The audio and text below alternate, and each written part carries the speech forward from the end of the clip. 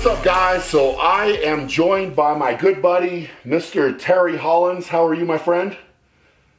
I'm very good. How are you? I'm doing good, man. Doing good. How are things in the UK right now? Yeah, I think pretty much the same as most places. Getting bored. Obviously, I'll be honest, it's been great for my training. Being stuck at home, I've been able to eat well, train well, so that's been fantastic. But I am starting to get a bit of cabin fever at the moment. Now, you set up a gym at your house, right? With all this going on? Yeah. Yeah, literally, as soon as they locked us down, I knew obviously both me and Kate had to train, so we got as much equipment together as quickly as possible. And now we're probably looking at trying to set something up that's a bit bigger in the next few weeks, so we can use it a lot more frequently. It's been really good for both of us training-wise. Being able to just go in, train, do your thing, and then leave. And there's, it's been nice to focus and sort of spend your time doing that.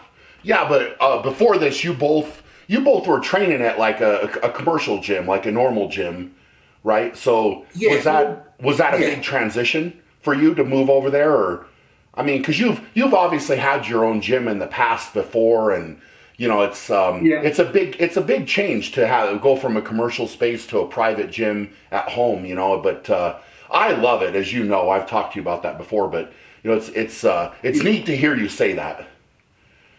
Yeah, I mean, we are lucky. The gym we normally train at, they've got a lot of good powerlifters, good pro bodybuilders, things like that. So it is a good atmosphere, and there's a lot of good people around you, which is nice.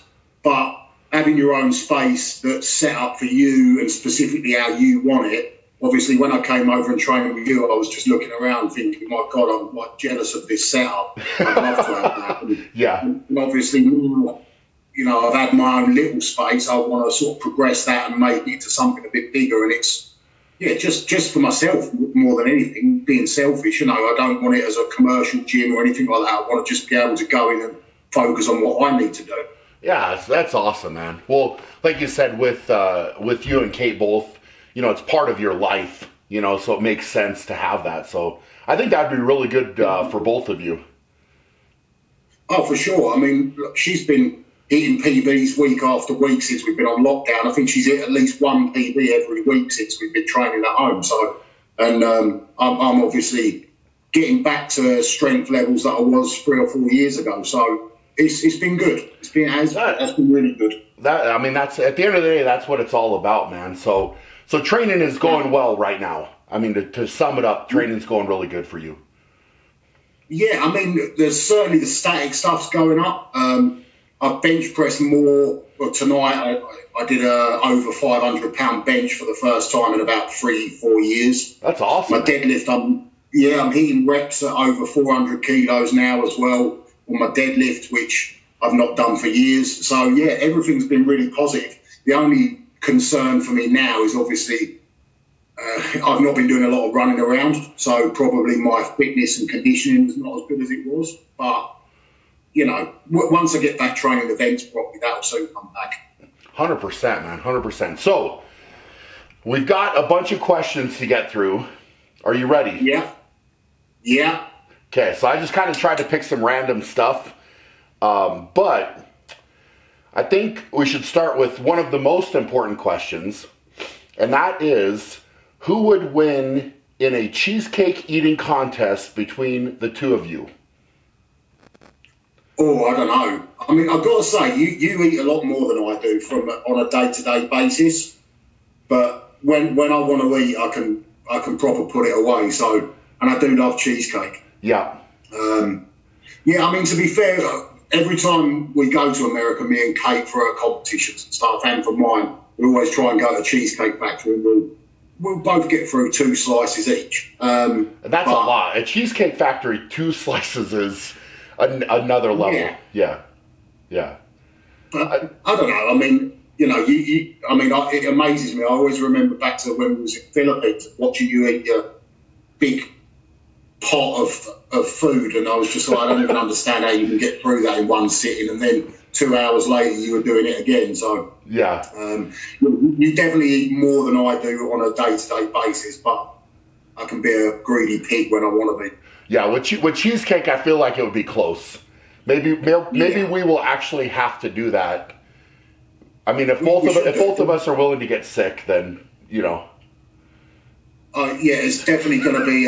No one would want to be in the room with me the next day, but no, it'd be good. No, yeah, I mean, we'll get to that leads us into one of the other questions, so we're going to leave it there. But this question says longevity advice.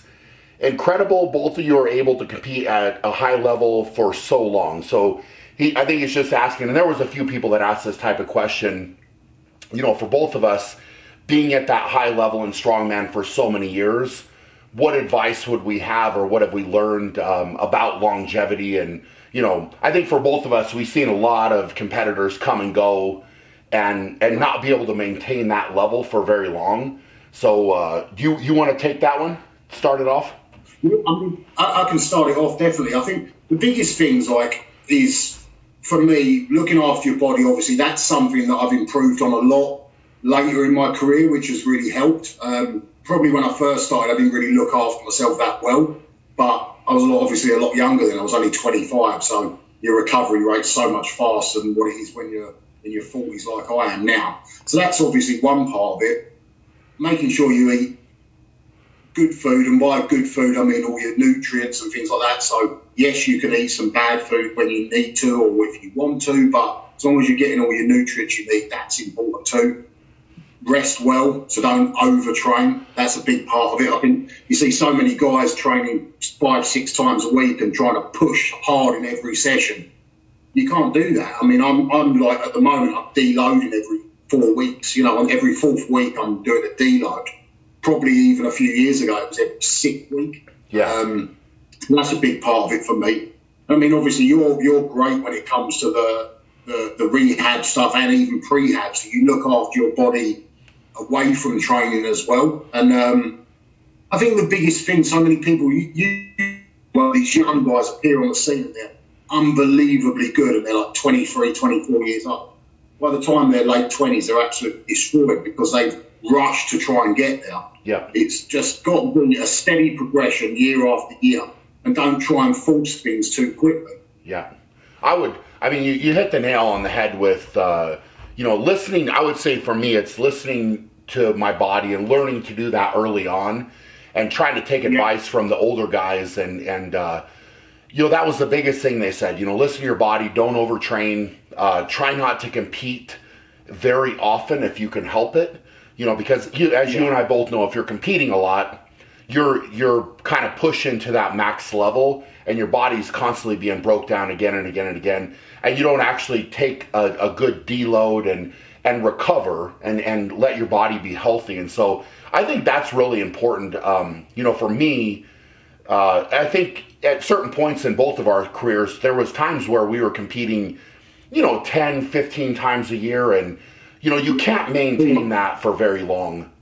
So when you're younger, like you said, it's easier to get away with it. But as you get a little bit more training and experience under your belt, then it's time to kind of reevaluate all of these things, and improving your nutrition, improving your recovery, listening to your body, not overtraining, because it's tough at times to kind of take a step back and say, hey, it's okay to recover. It's okay to, not go to the breaking point all the time. And some guys learn that lesson early on, and typically those are the guys that last for a really long time. And then other guys, they don't learn that, and then they end up, either getting hurt to the point they have to have surgery, or they're having multiple surgeries and trying to rush back. And, those type of things can really wear on you. So I think that both of us we've had these conversations before, but, it's important. And the last point that you made about gradually improving, that is so important, because a lot of the younger competitors think they have to have it all right now. It has to happen right now. And if they're not deadlifting, 400 plus, like 880 or 900 pounds when they're, 24, 25, then they're never going to make it or something, And so it's strength. The thing that I've always kind of said, and that I think is very true, is building strength is a marathon and not a sprint, So it's 100%. Yeah, so I think that pretty much sums it up on that one.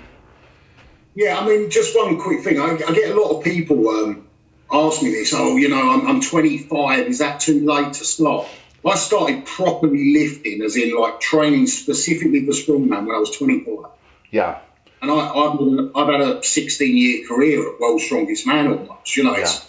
But after this year, it'll be that sort of number. Doing international strongman competitions, it's 25 is not too late to start. Even late 20s, I don't think it's too late to start.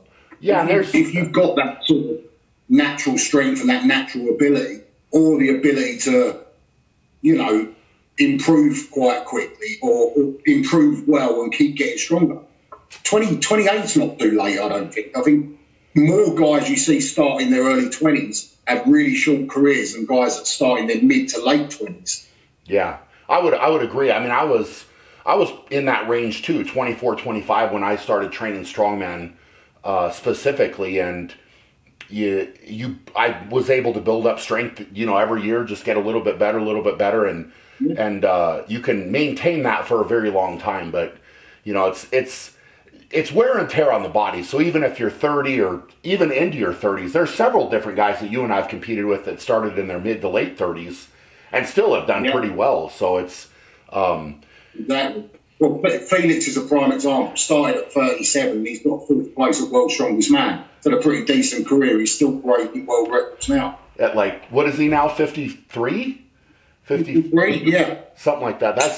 That's crazy. I mean, he's maybe an anomaly in a lot of ways, but yeah, he's a good example. I mean, if you put your head down and believe you can do something, you can do it. If you put the work in, and it doesn't matter. Doesn't matter if you start a little bit later, for sure. What are the biggest injuries that both of you have suffered from strongman? Just want to say I'm a massive fan. So, biggest injuries from strongman. Probably the most painful injury I had was when I tore my glute. That was really painful, but the biggest I would describe, probably the bicep where I had to have surgery on. That was probably the biggest because it took the longest to recover from.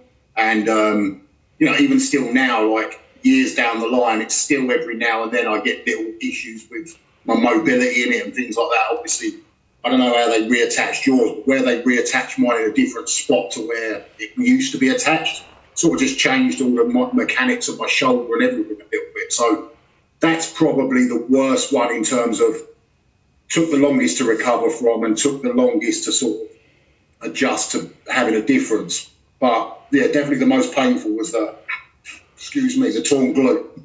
Yeah, I would say I'm with you on the bicep. Bicep is unfortunately kind of a common injury in the sport of strongman. It's not super rare. So that was probably, for me, it was probably the worst. I've gone on record and talked about all the nerve problems that I had in my arm, but that was not actually from strongman. It was from sleeping incorrectly. So for me, it's probably that.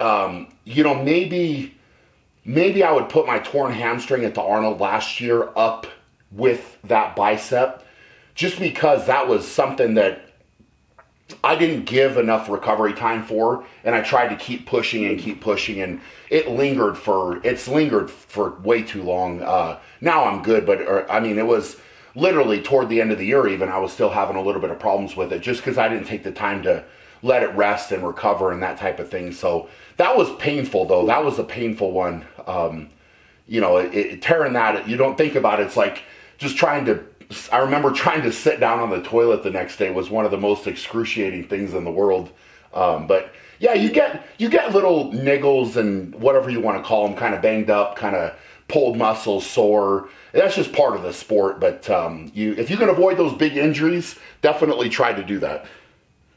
Yeah, for sure. I mean, I completely agree. Actually, torn hamstrings like one of the worst ones as well. I actually had tore my hamstring playing in a charity rugby match, and tore the other one having a running race with an 11-year-old. The only good thing was we still beat the 11-year-old. I remember when you sent me the video of that.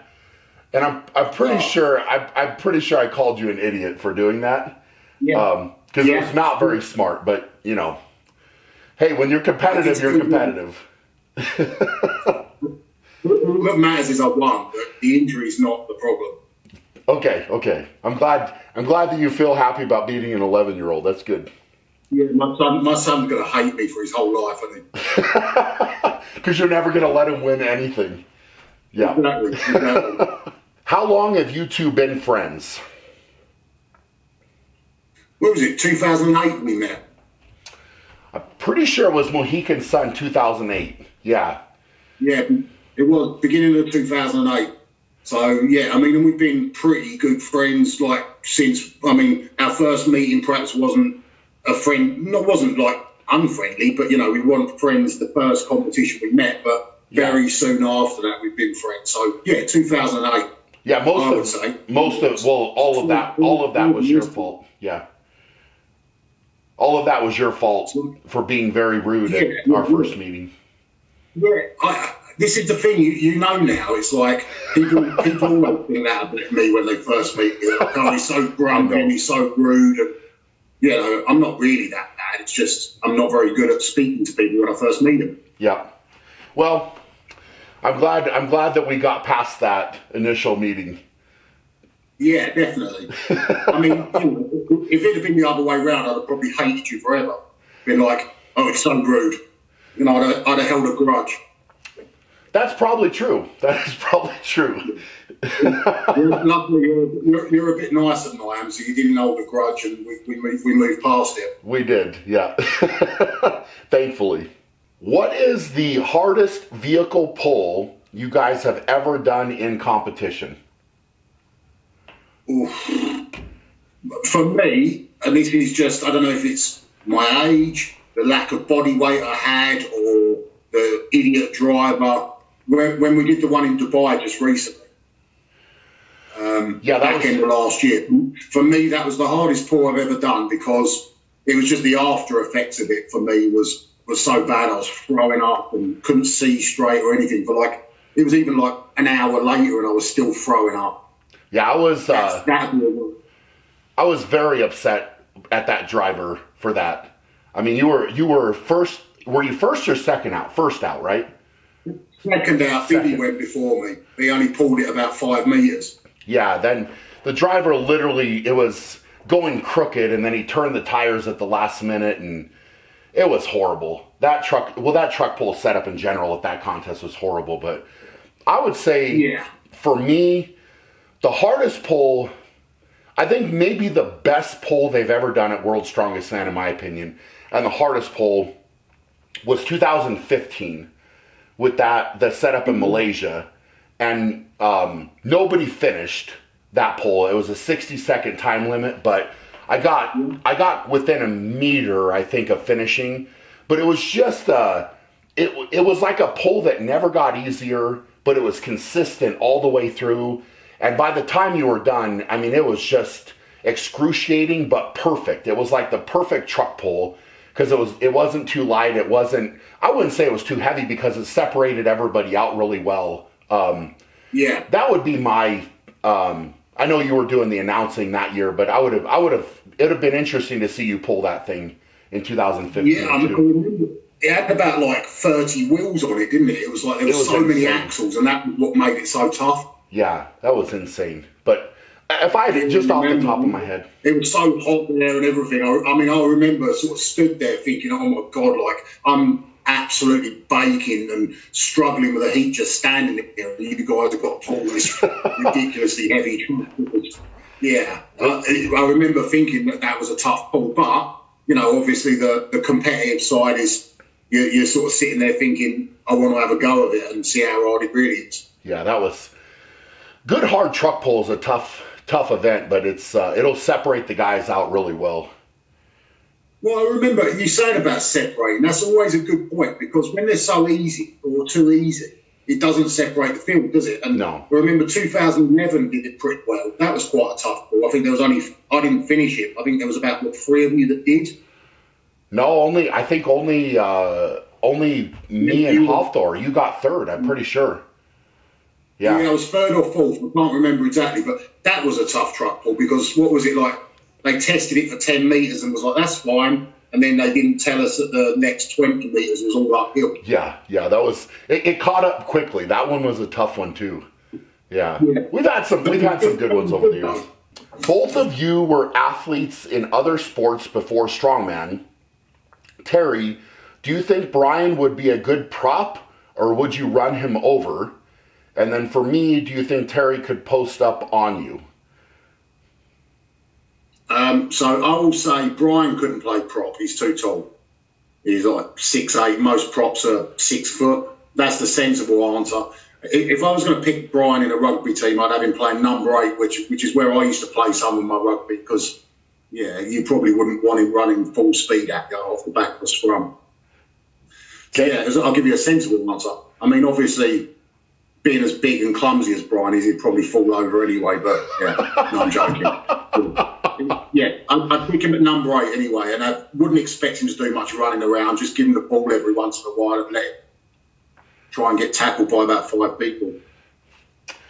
Sounds good. I am not super familiar with rugby. We've had conversations about it before, but I'll take position number 8. That sounds great. Yeah, it's the best position on the pitch. There we go. And I think Terry would struggle to post up on me in basketball.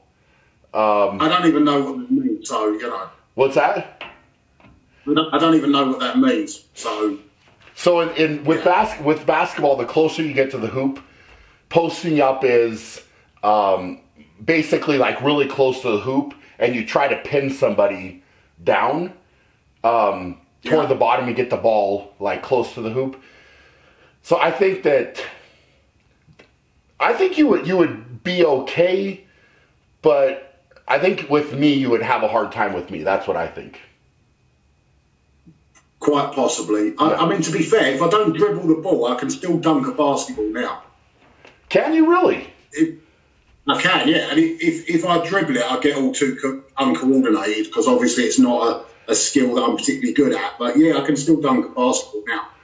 So you essentially admitted that you're too clumsy. Now I definitely am. Maybe when I was younger it was a bit of a different story. When I wasn't so fat and old and crippled. Okay. That would be impressive. A lot of people have asked me to do a video of dunking a basketball, so maybe when you come over we'll have to try. What's that? You'd still do it easy. This is the thing. People seem to think... You imagine the power you've got in your legs. You'd still be able to jump if you needed to. Yeah. Well, have you seen some of my box jumps recently? No, I haven't, to be honest. I've seen a few, videos of you doing them, but... Yeah. Yeah. Well, maybe we'll try that out, too. Definitely. You seem like you're deep in thought about that happening. Yeah, no, yeah. The only thing that scares me with doing box jumps, and everyone must go through this if you're trying to get on a really high box, is worried you're going to miss it and run your shins down the edge of the platform. I actually got some of the soft ones from Rogue. Do they take your weight? They can take my weight just fine, yeah. Yep. But there's no risk of that, because we've all done that in the past. I've done it, and you literally just annihilate your shin. It's horrible. Yeah, well, the ones at the gym I train at are like metal with like grip tape on the top of them. They literally just take the skin off your shins. God, that sounds horrible. I don't even think I would want to. I wouldn't even want to try on those. No, it's quite frightening. Yeah.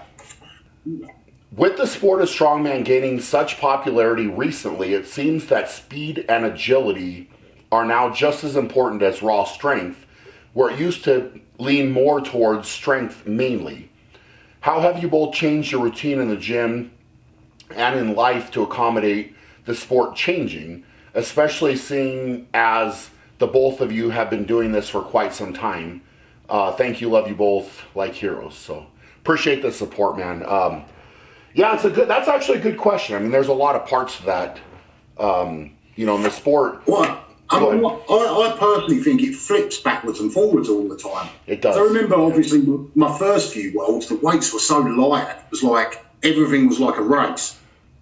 and it was more about how fast you could move rather than anything being heavy. You know, we used to do like 400 yokes were like quite rare back then. It was like normally like 350s and things like that. 350 kilos. Yeah. Maybe 800 pounds. You know, that was sort of the norm when I first started. And then we'd have 7 events in a final of Worlds. 2 of them would be static events and 5 would be moving. And then it's only been, then it's switched to more, still probably more moving events, but there are a lot heavier weights. So obviously the moving's then not a running race. I've always said this, like, and I'm sure you're the same, Brian, like when I was at my strongest, I could move at the same speed with like 400 kilos or 450, made no difference with a yoke, say. Yeah. And I used to get frustrated because I'm like, I know I'm stronger than some of these guys that are potentially beating me sometimes. You make it 50 kilos heavier, I can move just as fast. Yeah. But then it then did start to come right, I think, and everything was heavy and more about how strong you are. And that was sort of kind of the point of the sport of strongman. And it now seems to be shifting back a little bit again, which, you know, it happens and you just adapt. Yeah, I think you're exactly right. It comes in waves, and, you know, you and I have both seen a few of those different waves, and not only at World's Strongest Man, but also at the Arnold. I mean, I think it's kind of hilarious now how people will claim that the Arnold is all about brute strength and power. But after 2017, they literally redid that contest where, I mean, there's the Wheel of Pain push for a full minute. It's not that heavy, but you just push it for a minute. It's a complete strength endurance test, I guess. But, you know, things like that. What's that? That looks awful. I did it once. I just had a little go of it, and I can't imagine what it feels like to push that for a minute. Oh, I guess the only time I did it, I had torn my hamstring before, so that was even worse. But the sport in general changes. I mean, it goes back and forth, and you have to adapt with it. I think in an ideal world, you would be able to find a really good balance of being very strong statically, but also having a really good weight where, like we were talking about with the truck pull, where maybe 3, 4, 5 guys out of 10 finish, but the rest of the guys fail at it, and it really separates the guys out. And I think that's the biggest problem with some of these moving events when they get too light. If they're too light, it's just a drag race. And when you're separating a loading race or something like that by a matter of 3 seconds or 4 seconds for, you know, 5 or 6 places, it's just not heavy enough to separate who's actually stronger. And so I think that's the fine line that the sport has to walk with some of these events. Is I don't think a loading race is bad. I don't think, you know, some of these other moving events are bad as long as you pick a good weight that's challenging enough to separate the field. And at the end of the day, with a title like World's Strongest Man, you want the winner of that to be the strongest man all around. So if you can, it doesn't have to be a static only competition, but the weights need to be heavy enough that you separate the guys out. So, you know, as far as the other part of his question here was, how have we changed, have you both changed your routine in the gym and life? I think for me, I would say that I'm just trying to emphasize more of the moving stuff because I tend to be really strong in one spot. And, you know, when I was doing things like the Arnold, you know, up to 2017, where we had to move with a yoke that was almost 1,600 pounds and stuff like that, I really wasn't doing a lot of lighter conditioning stuff, and I wasn't working on the speed. I was just working on being the strongest I could be.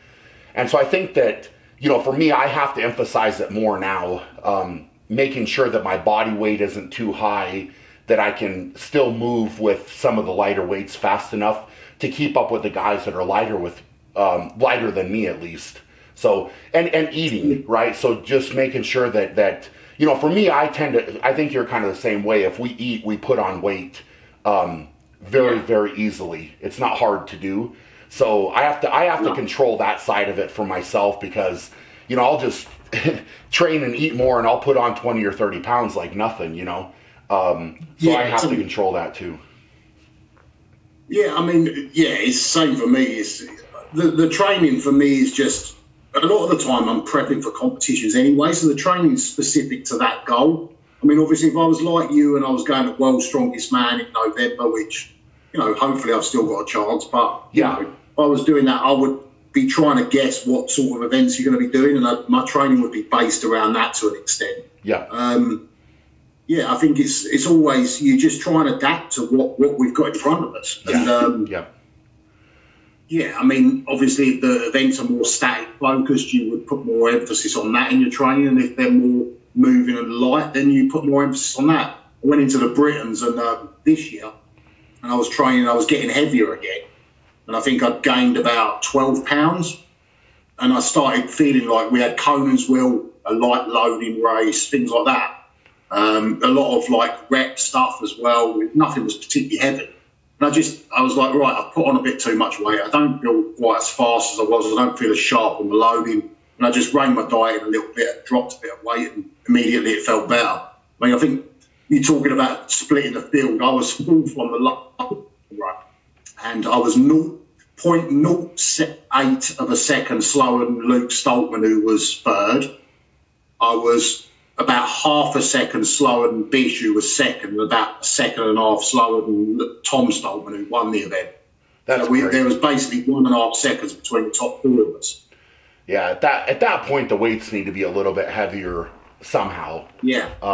It's just not, because all it takes at that point is, it's just, it's not strongman. It's not enough of a strongman event when you have 4 or 5 guys separated by a second or two. It's just not. Well, this is what, I mean, I think you're the same as me. Like, we're all competitors. At the end of the day, the point of our sport is to find the strongest person. So if we get beaten, it's not the end.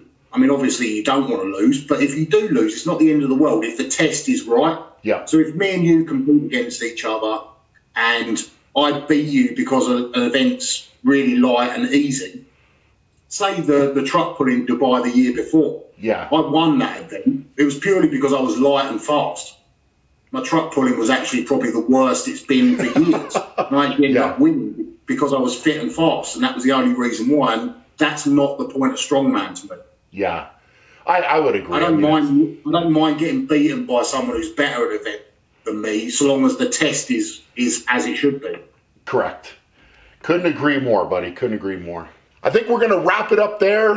Just want to thank Terry for coming on and doing this question and answer with me. Always fun to talk to you, my man.